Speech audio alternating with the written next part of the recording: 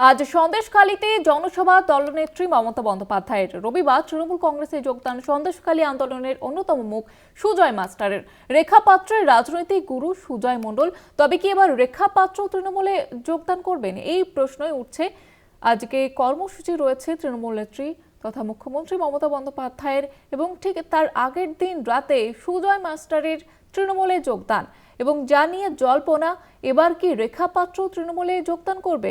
কারণ এই রেখা পাত্রের রাজনৈতিক গুরু হচ্ছে সুজয় মণ্ডল ওরফে সুজয় মাস্টার, তার তৃণমূলে যোগদান ঘিরে জল্পনা। রবিবার তৃণমূল কংগ্রেসে যোগদান সুজয় মাস্টারের।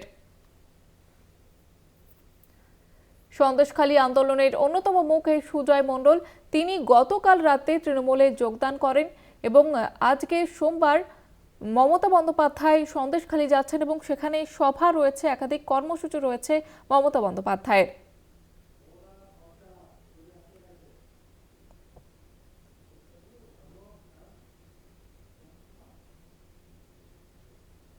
এই আন্দোলনটা সম্পূর্ণভাবে ব্যক্তি বিশেষের বিরুদ্ধে আন্দোলন ছিল। এটা কোনো রাজনৈতিক আন্দোলন ছিল না। আমরা তৃণমূল কংগ্রেসের বিরুদ্ধে আন্দোলন করিনি। আমরা গুটি কয়েক অত্যাচারিত ব্যক্তির বিরুদ্ধে আন্দোলন করেছিলাম, যারা তৃণমূল কংগ্রেসের থেকে তৃণমূল কংগ্রেসের ক্ষতি করছিল।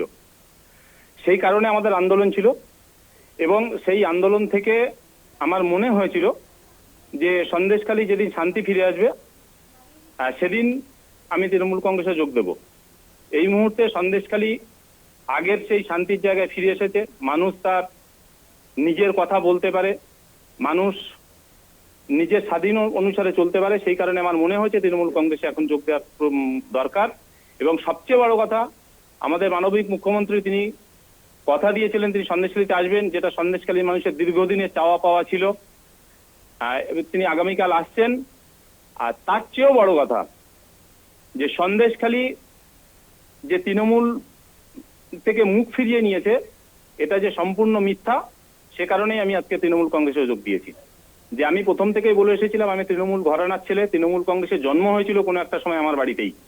এখানকার তৃণমূল কংগ্রেসের যারা উদ্যোক্তা ছিলেন, যারা সেই সময় জন্ম দিয়েছিলেন তৃণমূল কংগ্রেসের, গুটি কয়েক মানুষ ছিলেন, তাদের মধ্যে আমার বাড়ির লোকজনও ছিল। এবং সেই তাদের মধ্যে থেকেই আজকের সন্দেশখালী অঞ্চল সভাপতি তিনি তার পদটা পেয়েছেন। সেই আমার মনে হয়েছিল যে যোগ্য ব্যক্তিত্বের হাতে, যোগ্য মানুষের হাতে যদি সন্দেশখালী ব্যাটন আসে, সন্দেশখালী যদি শান্তি ফিরে আসে, তবে সেই আগে তৃণমূল কংগ্রেসে আমি যোগদান করব। তো আমার মনে হয়েছে যে তৃণমূল কংগ্রেস যে অবস্থায় জন্ম নিয়েছিল, আজকের বর্তমান যে তৃণমূল কংগ্রেস সেই অবস্থাতেই বিরাজ করছে, সে কারণেই আমি তৃণমূল কংগ্রেসে যোগ দিয়েছি। লোকসভা ভোটের আগে বিজেপি চক্রান্ত করার চেষ্টা ছিল, সন্দেশখালীর বদনাম করে তারা ভারতবর্ষে ভোট চেয়েছিল, এবং তখন সেই সময় যারা আন্দোলনের মুখ হয়েছিল তাদেরকে হায়ার করে হোক আর ভুল বুঝিয়ে হোক, তারা তৃণমূলের বিরুদ্ধে একটা গর্জে ওঠার পরিকল্পনা করেছিল, এবং আন্দোলনটা বিজেপিতে ট্রান্সফার হয়েছিল। এবং এরা যখন সেই সময় আন্দোলন করেছিল তারা কিন্তু ম্যাক্সিমাম লোক, ফলে মুখ্যমন্ত্রী ফেরত দিল। সেই জমিতে এখন চাষ হয়েছে, ধানের গোলা আছে, মানুষ খুশি আছে। এই মানুষগুলো স্বেচ্ছায় ভোটের পরে আমাদের কাছে এসেছিল। তারা বলেছিলেন যে আমরা ভুল করেছি, আমরা চেয়েছিলাম জমি ফেরতের আন্দোলন, কিন্তু বিজেপি সেই হাইজ্যাক করে নিয়েছিল সেই আন্দোলনকে।